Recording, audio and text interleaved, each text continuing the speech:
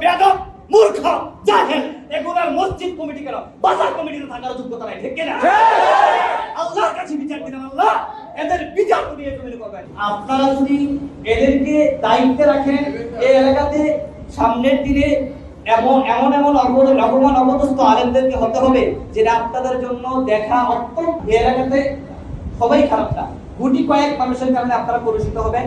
এই গুটি কয়েক মানুষ যারা আছে তাদেরকে জাস্টিফাই করে যাচাই করে প্রত্যেকের বিচার আপনারা এই সোনাপুর মসজিদে করবেন ইনশাআল্লাহ, ঠিক কিনা? বিচার করবেন ইনশাআল্লাহ, প্রত্যেকটা বিচার হবে। প্রত্যেকটা বেয়াদব মূর্খ জাহেল এগুলার মসজিদ কমিটি কেন বাজার কমিটিতে থাকার যোগ্যতা নাই, ঠিক কিনা? আল্লাহর কাছে বিচার দিলেন, আল্লাহ এদের বিচার করিয়ে তুমি করবেন। নারায়ে তাকবীর, নাস্তিকেরা নিপাত যাক। এই মসজিদে যখন আমি খেদমতে এসেছি, আমি কমিটি আমাকে বলা হয়েছে, আমাকে হুজুর আপনাকে আমরা কত টাকা দিব। আমি স্পষ্ট বলেছি টাকার জন্য মাওলানা নিয়ামতুল্লাহ খেদমত করে না, টাকার জন্য কোন মসজিদে খুতবা দিব এটা কখনো হতে পারে না। আপনি জিজ্ঞাসা করেন তিনারা উপস্থিত আছে, আমি তিনাদেরকে স্পষ্ট বলেছি আপনাদের যতটুকু সাধ্য আছে আপনারা আমাদেরকে দিবেন, আমাদের কোনো সমস্যা নেই।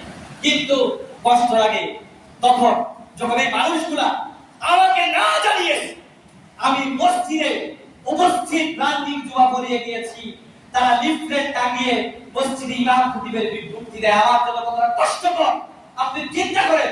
আমি রান্দিক মসজিদের খতিব, আমাকে জানানো হয় নাই, তিনারা লিফলেট লাগিয়েছে জায়গায় জায়গায়। মানুষজন আমাকে ফোন দিয়ে বলেছে হুজুর আপনি তো এই সপ্তাহ নামাজ পড়লেন, কিন্তু আশ্চর্যের ব্যাপার আপনার আলোচনা আমরা কিছুই বুঝলাম না, কিন্তু সোনাপুর মসজিদে দেখলাম ইমাম খতিবের লিফলেট লাগানো হয়েছে, এই ব্যাপারে আপনি কি বলবেন? আমি বিস্মিত হয়েছি, অবাক লেগেছে, মনে হয়েছে জমিনটা ফাটিয়ে জমিনের ভিতরে প্রবেশ করি।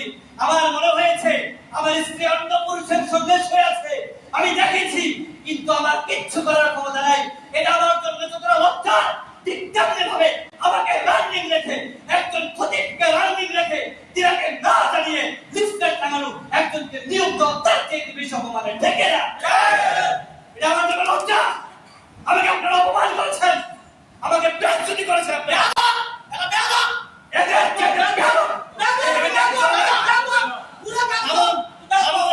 আমি আজকে বলবো ইনশাআল্লাহ আপনাদের সারা দিয়ে বলবো জাতীয়ভাবে আন্তর্জাতিকভাবে লাগাতে হবে ইনশাআল্লাহ।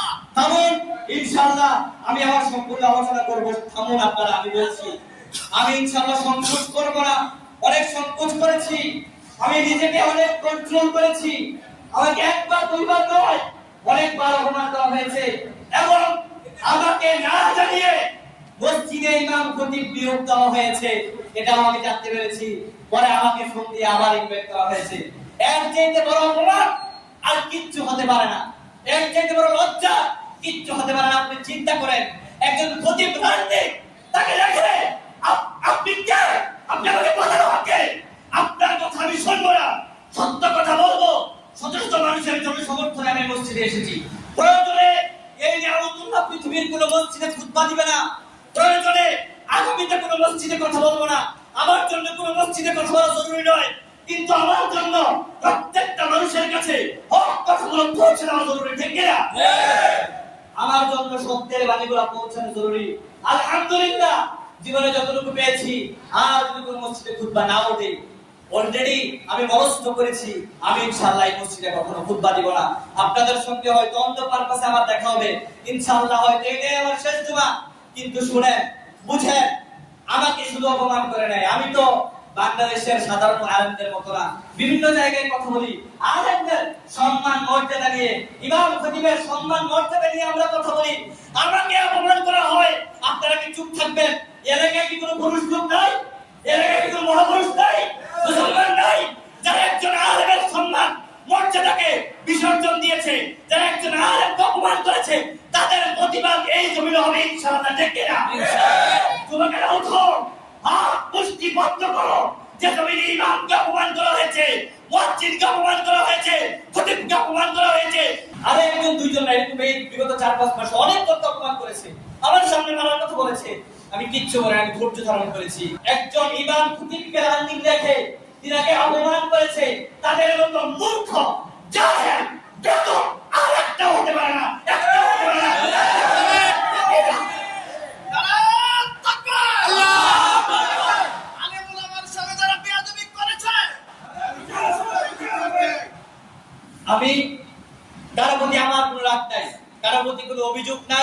আমি এই কথা স্পষ্ট বলছি, আপনাদের প্রতি আমার অজস্র ভালোবাসা রয়েছে, কিন্তু আমার কথা হচ্ছে যেখানে আলেমের সম্মান নিয়ে কথা উঠবে, যেখানে আলেমকে বেজ্জতি করা হবে, সেখানে অবশ্যই নিঃসন্দেহে আমরা কথা বলবো, নিঃসংকোচে আমরা কথা বলবো। এতে যদি চাকরি যায় যা, এতে যদি পাল্লা যায় যা, প্রয়োজনে সাজিয়ে কাজটা করবো, তবু হক কথা বলেই যাবো।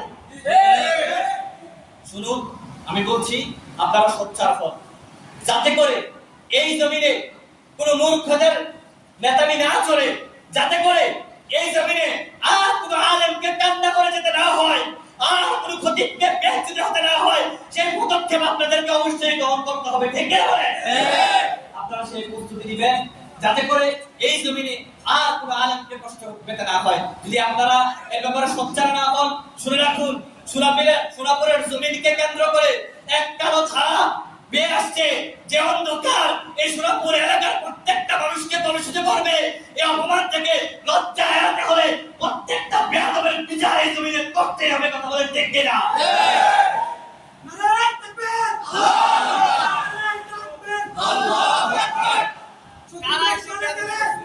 আপনার সামনে এসব বেয়াদবি কারা করছে এবং কি কারণে করছে? আপনাকে কোনো কারণ ছাড়া, কোনো ধরনের কারণ ছাড়া, নোটিশ ছাড়া বিস্তারিত করুন। আমাকে আমার সঙ্গে আলোচনাই করা হয়, আমি নিজে শুনেছি, নিজে ইচ্ছাকৃত তাদেরকে জানিয়েছি কেন আমার সঙ্গে এমনটা করা হয়েছে, আমার অপরাধ, আমি কি অন্যায় করেছি, আমি কি দোষ করেছি আমাকে বলে দেন, আমি চলে যাবো, কোনো সমস্যা নেই। এরা আমার দোষ দেখাতে পারে নাই, আমি অন্যায় তো করি নাই, আমি কি অন্যায় করেছি? বিনা অন্যায় কেন আমাকে অপমান করলেন?